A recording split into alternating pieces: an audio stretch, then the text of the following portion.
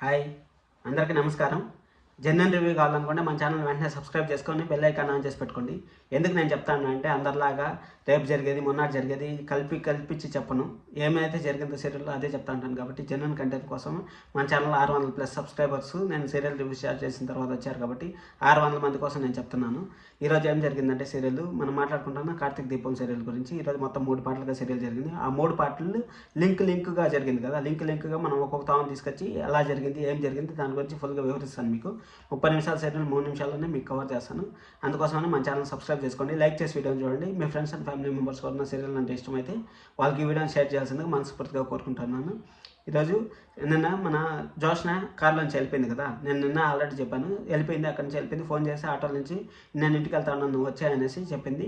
సరే అనేసి దీపాన్ని తీసుకొని ఇంటికి బయలుదేరతాడు. ఇంటికి బయలుదేరే సమయంలో మధ్యలో ఆపి నేను నీతో కొంచెం మాట్లాడాలి దీప అని చెప్తే నేను మాట్లాడను, నేను ఇంటికి నడుచుకొని వెళ్ళిపోతాను అనేసి మన కార్తీక్తో గల్లాట్ చేసేసి వెళ్ళిపోతాను. అప్పుడు వెళ్ళిపోతా అంటే ఆగండి అని చెప్పేసి సరే అనేసి నేను మీ నాన్న చంపినాడుగా నన్ను మర్చిపోండి అనేసి చెప్తాడు. మళ్ళీ నేను శౌర్య గురించి మాట్లాడాలనుకుంటాను. అంటే మిమ్మల్ని ఎట్ట నమ్మేది, శౌర్య గుడ్లు కొని అన్నారు, బట్టలు కొని ఇచ్చినారు, అన్నీ మీరు చెప్పేటివి ఏమీ చేయరు, మిమ్మల్ని ఎట్ట నమ్మాలి అనేసి మన దీప మన కార్తీక్ని కోప్పడుతుంది. కోప్పడే కొందికి సరే అనేసి మాట విన్నప్పుడు ఏమవుతుందంటే సరే అనేసి మన శౌర్యాన్ని మంచి స్కూల్లో చేర్పించాలి, మీరు ఏ విధంగా ఉంటే అట్ట అనేసి ఇప్పుడు నన్ను మీ నాన్న చంపినట్టుగా అనుకోవద్దండి, మా అత్త అల్లుడుగా అనుకోండి, మా అత్త అల్లుడుగా అనుకొని ఆ పరిచయం ఉన్న వ్యక్తిగానే మీరు చూసుకోండి అనేసి మనం కార్తీక్ దగ్గర అయ్యేదానికి ఈరోజు ఒక పునాది లాగా వాళ్ళిద్దరి మధ్య ఒక పునాది లాగా ఈరోజు సీరియల్ ఎపిసోడ్ పడింది.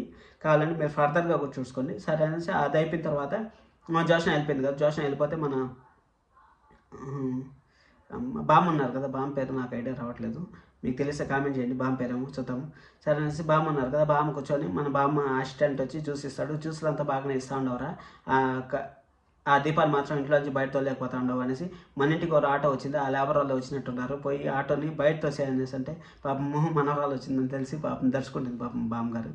ఏమైంది అనేసి అంటే ఈ విధంగా నా పైన కార్తీక్ ప్రేమ తగ్గిపోయింది, ఆ దీపా దగ్గర పోయేసి మాటలు పెట్టుకున్నాడు, టీ తాగుదామనేసి అంటే టీనా, అయ్యయ్యో గలీజ్గా టీ తాగడం ఏంటి అసలు, ఇంత డబ్బు ఉంది అనేసి, డబ్బు ఉంటే టీ తాగకూడదా అనేసి బామ్మగారు నేను అడతా ఉన్నా. మీకు అదే డౌట్ వచ్చింటే బామ్మగారిని ఒకసారి బామ్మగారి కోసం ఒక లైక్ వేసుకోండి, అలాగే కామెంట్ కూడా చేయండి.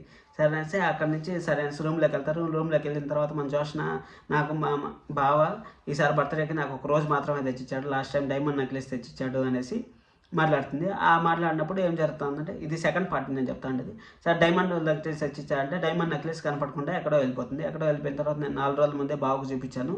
ఏ విధంగా జరిగింది, నేను 4 రోజుల ముందే బాబుకు చూపించాను, ఇప్పుడు లేదంటే బాగా ఎత్తపోయి ఎవరికి వాళ్ళకి ఇచ్చేసి ఉంటాడు అనేసి పారిజాతము ఆమె పేరు గుర్తొచ్చింది. పారిజాతము చెప్పేసిన తర్వాత సరే అనేసి మమ్మీ అని కిందికి వెళ్ళి వాళ్ళని మాట్లాడతామంటే ఈ విధంగా నా నెక్లెస్ కనపడలేదంటే నేను వచ్చి ఎతికిస్తాను బా అనేసి మన జోష్న వాళ్ళ అమ్మ అంటే లేదు నేను బాగా చూశాను అది దొరకలేదు, అది ఎవరు ఎత్తుకొని పుట్టినారంటే ఇంకా పారిజాతం గారు అక్కడి నుంచి ఎత్తుకుంటారబ్బా, ఇంకా దీపాన్ని ఎత్తుకొని పుట్టింది. అప్పుడే కరెక్ట్గా మన కార్తీక్ దీపా కార్లోంచి దిగి సో రౌడీ ఇంట్లో ఉందనుకుంటా అనే కొద్దికి దీపా కూడా ఇంటికి వస్తుంది, ఫామ్ హౌస్ పోకుండా.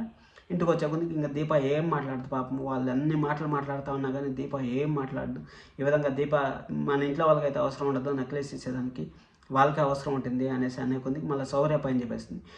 నువ్వు తీసిండవు దీప, మీ కూతురు తీసిండొచ్చు కదా, ఆ రౌడీ తీసిండొచ్చు కదా, శౌర్య తీసిండొచ్చు కదా అనేసి చెప్పేసి కొద్దికి అప్పుడు దీపా కోపం వస్తుంది. ఫస్ట్ టైం దీపా కోపం వస్తుంది. అప్పటి వరకు కానీ దీప ఒక్క మాట మాట్లాడంటే అసలు ఎంత మాట్లాడుకుంటానో వాళ్ళ అమ్మ వాళ్ళ నాయన ఏం మాట్లాడుకుంటా ఉన్నా కానీ అసలు ఎంత చెప్పినా కానీ జోష్న ఆ పారిజాతం గారు మాత్రం అస్సలు తగ్గట్లేదు.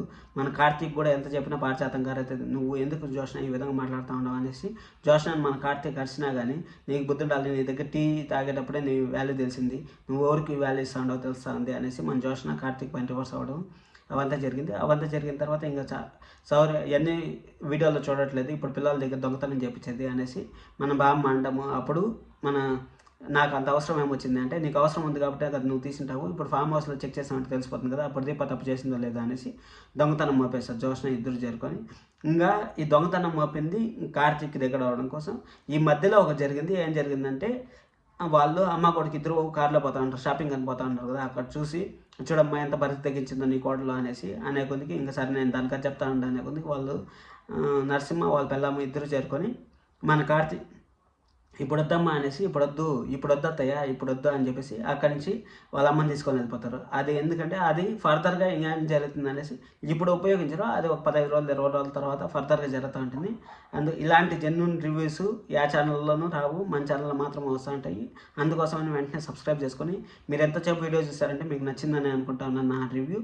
అందుకోసం signing off. Thank you. Please subscribe. Thank you.